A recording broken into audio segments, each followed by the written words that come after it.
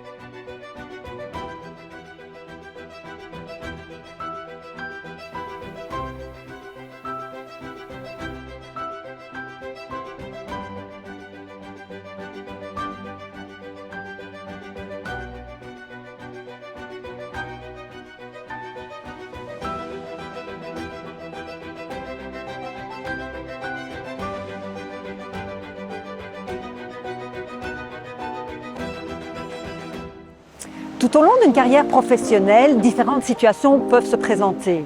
Une maladie, un accident de travail, une naissance, un licenciement. Et on ne sait pas toujours comment réagir de façon adéquate. Les services de première aide juridique de la CSC sont là pour nous aider. Ils nous proposent assistance, conseils et informations sur les contrats de travail et la sécurité sociale. Nous allons faire connaissance avec une des équipes ici à Verviers. Suivez-moi, Marianne Timissel, la responsable, nous attend. Bonjour Marianne. Bonjour Isabelle. Alors, le service de première aide juridique est habilité à répondre à quel type de questions? Voilà, donc nous sommes ici organisés pour répondre aux questions de nos affiliés qui concernent toutes les problématiques liées au contrat de travail, à la sécurité sociale. Donc tous les problèmes liés à des questions sur les préavis, les licenciements, les problèmes dans les conditions de travail.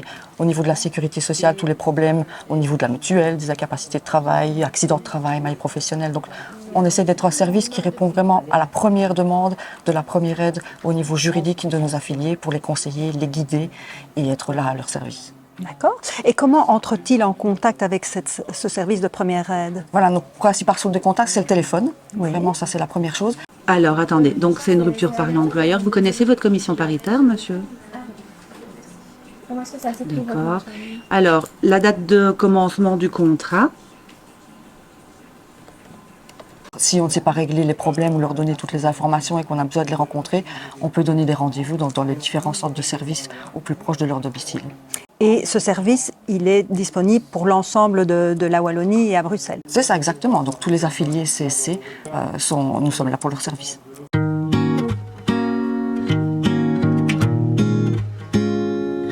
Si votre litige avec l'ONEM ou avec votre employeur n'a pas pu être réglé par la conciliation, le service juridique de la CSC est aussi là pour vous. Nous allons rencontrer Sandra Sasso du service juridique de Charleroi pour nous en parler.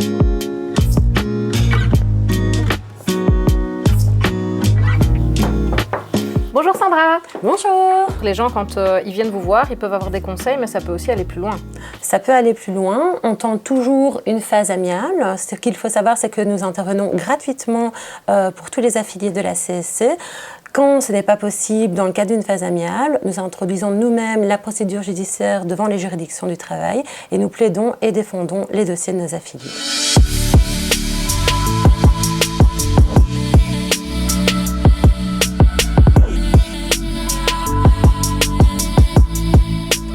Habiter dans un pays et travailler dans un autre peut engendrer une série de difficultés pour les travailleurs. À la CSC, à Arlon, comme dans d'autres villes frontières, nous avons développé un service frontalier pour aider les travailleurs. Venez, nous allons rencontrer Pierre Conrod qui s'occupe du service frontalier ici à Arlon. Alors Pierre, au service frontalier de la CSC, quel type de problème réglez-vous? Ce qu'on va surtout régler, c'est toutes les questions relatives au droit du travail, à la sécurité sociale et de fiscalité de manière générale, mais pas de la fiscalité pointue, quoi. Nous, ici à Arlon, on s'occupe principalement donc, des frontaliers belges qui vont travailler au Grand-Duché de Luxembourg. J'ai des collègues qui s'occupent des frontaliers, donc des Belges qui vont travailler en France, des Belges qui vont travailler en Allemagne, et aussi les Belges qui vont travailler en Hollande. Comme ça, on couvre les 4 pays qui entourent la Belgique, quoi. Les problèmes spécifiques, c'est surtout en matière de droit du travail, par exemple, ce sera beaucoup des questions relatives au licenciement, motivé, pas motivé, intervention juridique ou pas. C'est aussi des questions liées à la sécurité sociale. Beaucoup les accidents de travail, les problèmes de maladie et de remise au travail et les questions de pension.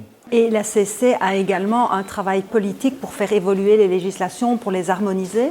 Oui, tout à fait. Ça, c'est vraiment un travail qu'on fait avec soit des politiques, des mandataires politiques locaux ou alors via l'intervention auprès des ministres respectifs de chaque côté de la frontière.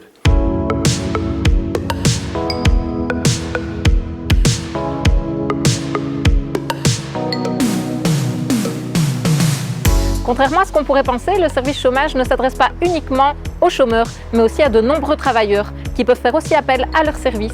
Voyons ici avec Nathalie Defresne à Tournai qui va nous expliquer son travail. Bonjour Nathalie. Bonjour Hélène. Alors, est-ce que tu sais nous expliquer ton travail? Alors, mon travail d'agent chômage, ça consiste en fait à traiter tout ce qui est dossier administratif en rapport avec l'ONEM. Donc aussi bien un travailleur sans emploi, donc qui est complètement au chômage, ou un travailleur à temps partiel, ou un travailleur qui donne droit à un avantage à l'emploi à son employeur. Également les plus jeunes, les prépensionnés, tout un tas de publics en fait. Et beaucoup, un public, contrairement aux idées reçues, une très grande partie de nos affiliés sont des travailleurs en fait. Mais des travailleurs qui peuvent être en chômage économique ou des travailleurs qui travaillent à temps partiel éventuellement ou qui arrivent en fin de carrière et qui ont leur prépension par exemple.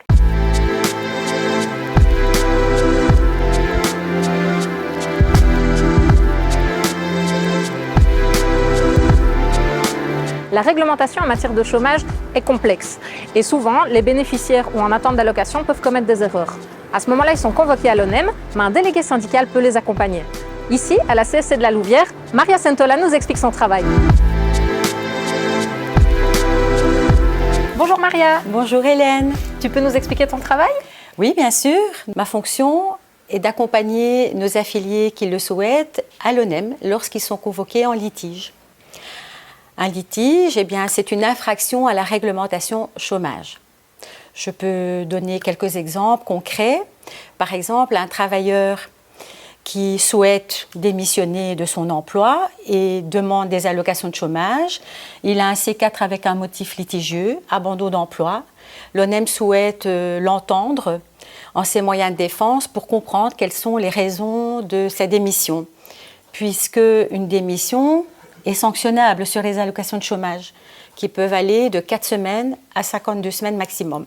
C'est là que je rentre en jeu, puisque pour chaque convocation de l'ONEM, je lui envoie également un courrier lui proposant de l'assister ou de l'accompagner. C'est comme ça que nous nous mettons d'accord pour prendre un rendez-vous, élaborer une argumentation pour le défendre au mieux. Après, je suis là aussi pour donner des informations. Vaut mieux prévenir que guérir, n'est-ce pas? Et si jamais ils ne reçoivent pas le courrier automatiquement de ta part ou de tes collègues dans les autres fédérations, comment est-ce qu'ils peuvent prendre contact avec ton service? Alors, dans le courrier de l'ONEM, il est indiqué que lors de ce rendez-vous, ils peuvent se faire accompagner d'un délégué syndical ou d'un avocat de leur choix. Et c'est là qu'ils prennent contact avec la CSC? Oui, donc ils prennent contact avec la CSC au numéro général et on les oriente vers mon service.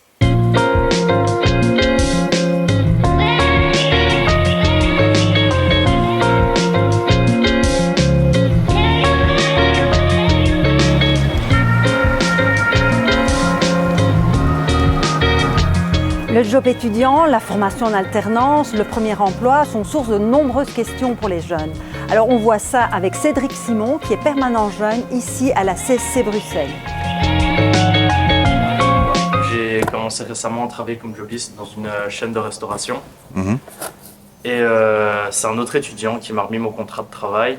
Du coup, je l'ai signé, mais je me demandais si c'était normal que ça se soit passé comme ça et que j'ai pas reçu de copie.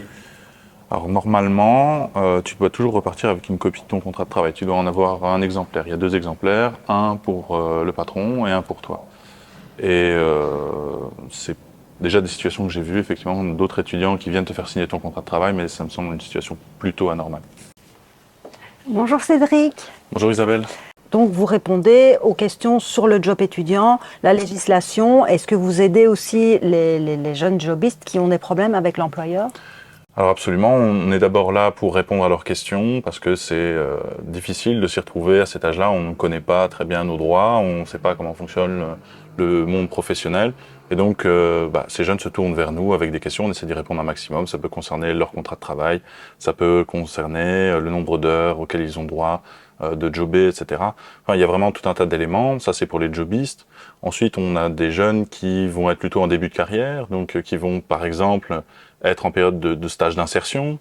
Donc voilà, c'est vraiment sur toute cette période-là qui est d'abord étudiant jobiste, puis transition entrée dans le monde professionnel, jusqu'à moins de 35 ans. Donc ça peut être des jeunes travailleurs qui nous contactent et auxquels on va répondre, même si on va souvent réorienter vers les centrales professionnelles, par exemple.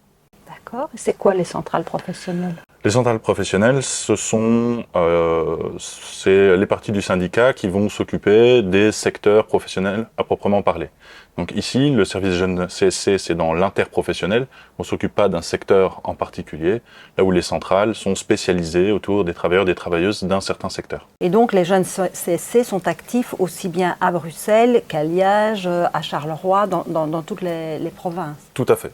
Il y a un permanent jeune dans chaque province, dans chaque région, d'ailleurs chaque fédération en fait de la CSC.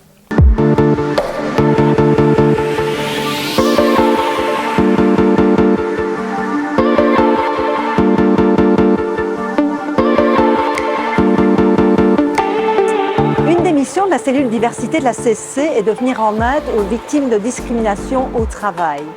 Les permanents diversité recueillent chaque semaine de nombreuses plaintes. Ici, à la CSC de Bourges, Nous allons aller rencontrer Anne Leclerc, qui est permanente diversité, qui va nous expliquer en quoi consiste son travail. La personne doit-elle amener des éléments lorsqu'elle vient parler de la discrimination dont elle a été victime ? Alors c'est toujours mieux de déjà amener une série d'éléments de preuve, mais ça peut aussi se constituer après. Ce qui est important de dire à ce niveau-là, c'est de bien refaire l'espèce de chronologie de ce qui s'est passé. Ça c'est très important, ça aide vraiment. Et par ailleurs, il faut le savoir aussi, parce que la législation a évolué à ce niveau-là, c'est très difficile, de plus en plus parfois difficile de prouver une discrimination. Et donc, régulièrement, le juge accepte des enregistrements. Et donc, vous pouvez très bien, il se passe quelque chose, mais vous pouvez essayer de rappeler, par exemple, l'employeur qui vous a discriminé pour telle ou telle raison, et de lui dire, tiens, j'ai pas très bien compris, est-ce que vous pouvez me réexpliquer ? Évidemment, il ne faut pas coincer l'employeur, mais essayer de lui faire redire, ça c'est une bonne chose. Okay. Et quelle est l'importance de signaler une discrimination ? Alors c'est très important de signaler une discrimination. Parfois on n'a pas suffisamment d'éléments de preuve que pour aller plus loin, mais c'est important de le signaler parce que ça va donner en fait un signalement que cette entreprise peut-être discrimine sur une série de choses, et donc on va pouvoir mettre en place toute une série d'actions.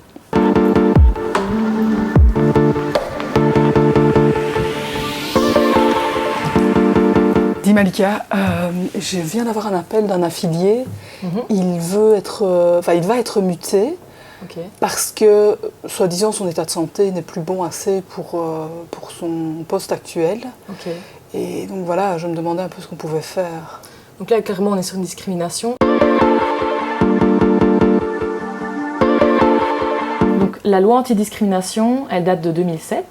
Et ça dit 3 choses principalement. D'abord, c'est une différence de traitement entre des personnes ou des groupes de personnes, mais qui n'est pas raisonnable ou objectivable. C'est pas on te demande de retirer par exemple ton voile parce que ça va se prendre dans des rouages très puissants, et donc c'est pour des questions de sécurité.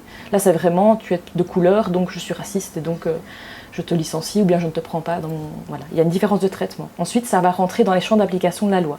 Le fait, par exemple, de dire je ne veux pas que tu viennes à mon mariage parce que j'ai appris que tu es homosexuel, ça ne va pas rentrer dans le champ de la loi. Par contre, l'emploi, les biens et les services, oui. Et ensuite, on a des critères protégés. On en a 29 maintenant, comme le racisme, l'état de santé, l'âge, la conviction religieuse. Tout ça, ça va être protégé par la loi.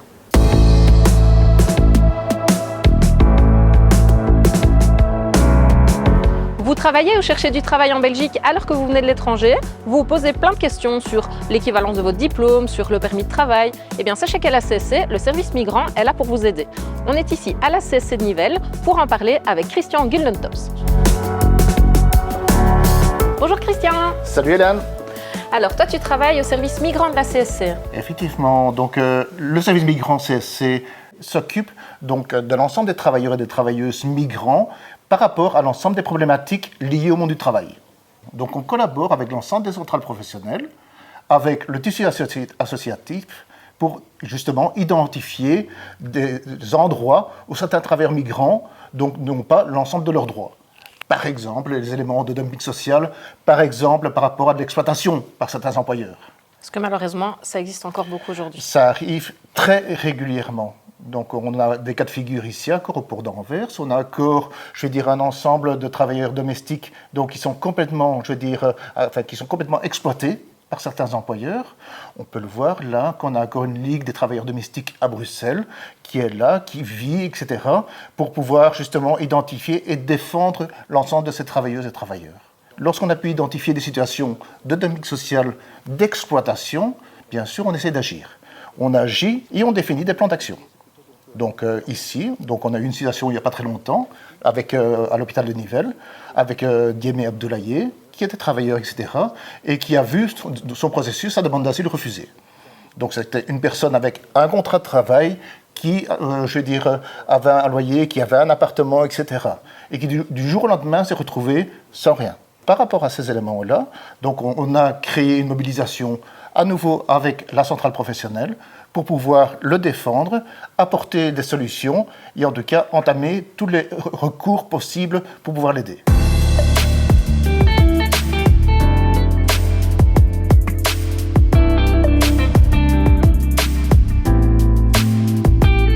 Ce n'est pas facile d'être intérimaire. Les droits de ces travailleurs ne sont pas toujours respectés. C'est pour cette raison qu'Interim United a été créé. Ce service veille à ce que les intérimaires soient traités de la même façon que les travailleurs qui ont un contrat fixe en entreprise. Nous allons rencontrer Felipe Fernandez de la CSC Liège pour en savoir plus.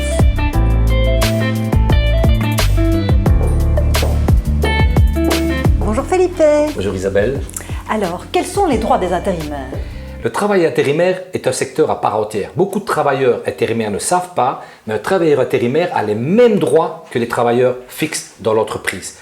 Ce qui est triste, justement, c'est que la plupart de ces travailleurs, parfois, négligent ou se font avoir par certaines agences d'intérim et l'agence d'intérim ne respecte pas les contrats au niveau salaire, au niveau horaire, jours fériés. Un point qui est important, c'est en cas de maladie. Tous ces points-là ne sont pas toujours respectés. Et ça, c'est dommage. Parce que la plupart des travailleurs intérimaires ne le savent pas. Il y en a peut-être 3 sur 10 qui viennent nous trouver. Donc, c'est 7 qui passent à travers les mailles du filet, alors qu'ils ont droit. C'est un droit. Ça fait partie de la commission paritaire des intérimaires. Ils doivent y avoir droit.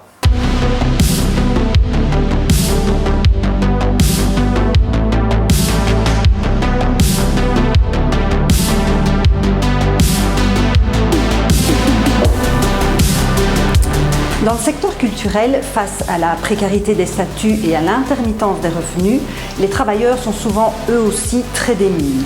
La plateforme CSC Culture a été créée pour les aider. Nous allons aller rencontrer Marc Sius, qui est le coordinateur de cette plateforme. Il nous a donné rendez-vous dans un lieu symbolique, un studio d'enregistrement. Alors bonjour Marc. Bonjour. Concrètement, qu'est-ce qu'on propose aux artistes ? Concrètement, il y a 2 choses. D'abord, on a la possibilité de répondre à toutes leurs questions en matière de statut chômage. Donc, depuis maintenant le début de l'année, il y a un chapitre de l'arrêté royal chômage qui est consacré exclusivement aux travailleurs des arts, avec des règles très particulières, assez complexes. Nous, on n'est pas très contents de la situation, mais enfin voilà, les règles sont très complexes. Nous avons les possibilités de répondre aux gens sur ce qu'ils doivent faire, sur ce qu'ils doivent avoir comme document justificatif, sur ce qu'ils doivent fournir par exemple comme journée de travail, etc., pour pouvoir ouvrir leurs droits à l'allocation du chômage artiste. Enfin, ça s'appelle plus comme ça maintenant, ça s'appelle travailleur des arts. Et cette allocation a la particularité d'être non dégressive. Et donc c'est un statut très intéressant quand même pour les artistes, mais il faut l'obtenir et donc nous sommes à disposition pour donner tous les renseignements nécessaires pour qu'ils puissent obtenir cette application du chapitre spécifique chômage. Et à côté du chômage, est-ce qu'il y a d'autres... À côté du chômage, il y a la construction de la parole politique, francophone CSC unique vers les pouvoirs publics. Donc ça c'est une première chose. Et la deuxième chose évidemment c'est la défense des travailleurs vis-à-vis de leurs donneurs d'ordre. Et donc ça c'est le schéma syndical classique. On va défendre les travailleurs par rapport à leur patron en disant que la notion de patron dans le secteur culturel c'est toujours un peu flou. Mais on est aussi dans ce registre-là. Ouais.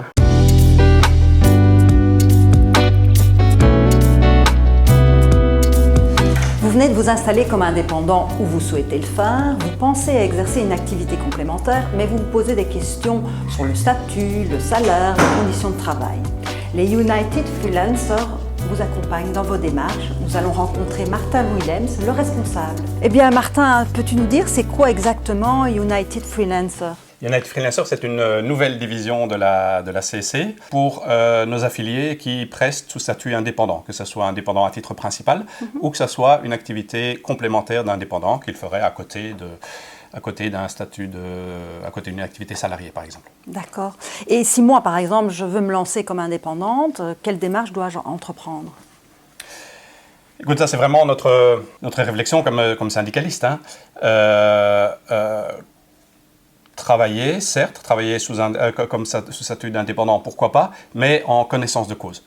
Donc, c'est vraiment notre volonté d'accompagner nos affiliés, notre volonté aussi de leur expliquer les tenants et aboutissants, de leur expliquer les éventuels pièges qui peuvent survenir, et voilà, qui ne se lancent pas à tête baissée dans une nouvelle activité. Et justement, quels sont les pièges principaux que l'on peut rencontrer ?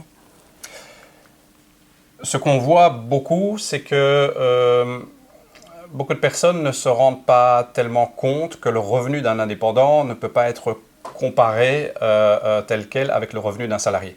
Et donc parfois on leur fait une proposition de travailler comme indépendant pour un certain revenu et a priori ils trouvent ça bien. Mais il faut savoir qu'un indépendant, le revenu d'un indépendant est grévé par divers frais. Par exemple, l'indépendant paye lui-même ses cotisations sociales. L'indépendant doit souvent payer des frais comme des assurances ou des équipements. Et surtout, l'indépendant n'est payé que pour les jours où il travaille. Et donc, il faut vraiment faire une péréquation, recalculer ce que peut être le revenu annuel par rapport aux jours vraiment travaillés. Donc, on aide l'affilié à faire ce calcul et à se rendre compte vraiment de ses réelles perspectives de gains. D'accord. Et si l'affilié a un problème avec son donneur d'ordre, est-ce que les United Freelancers interviennent aussi ? Oui, hein, donc c'est bien le but de faire du syndicalisme, c'est-à-dire d'intervenir pour le travailleur auprès des personnes. Ça peut être le donneur d'ordre, ça peut être aussi l'une ou l'autre institution, par exemple la caisse sociale, avec qui il aurait des problèmes.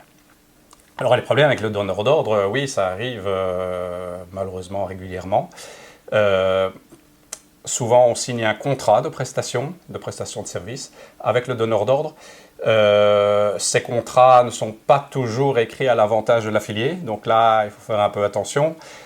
Quand l'affilié a la présence d'esprit de nous montrer ce contrat avant de le signer, on attire son attention sur l'une ou l'autre chose qui sont problématiques. Souvent, l'affilié le signe, croyant bien faire, et puis vient lorsqu'il y a un problème. Alors on examine les possibilités. Les problèmes, ça peut être en effet des clauses de contrat qui sont excessives. Ça peut être aussi des problèmes de paiement, ça c'est très fréquent. Notre affilié facture ses prestations, mais le donneur d'ordre ne les paye pas, ou les paye très tardivement, ou ne les paye qu'à moitié. Bon, à ce moment-là, on intervient. On intervient d'abord auprès du donneur d'ordre, et je veux dire qu'on a assez bons résultats de ramener le donneur d'ordre à la raison et de payer les prestations. Et s'il faut aller en justice, on accompagne l'affilié pour aller en justice. Vous l'aurez constaté, un syndicat, ce ne sont pas que des grèves et des manifestations. C'est aussi tout un tas de services auxquels vous pouvez faire appel. Tous ces services, vous pouvez les retrouver sur notre site internet. Et vous, est-ce que vous avez déjà fait appel à un service de la CSC ? Si c'est le cas, laissez-nous un petit commentaire. À bientôt pour la prochaine vidéo.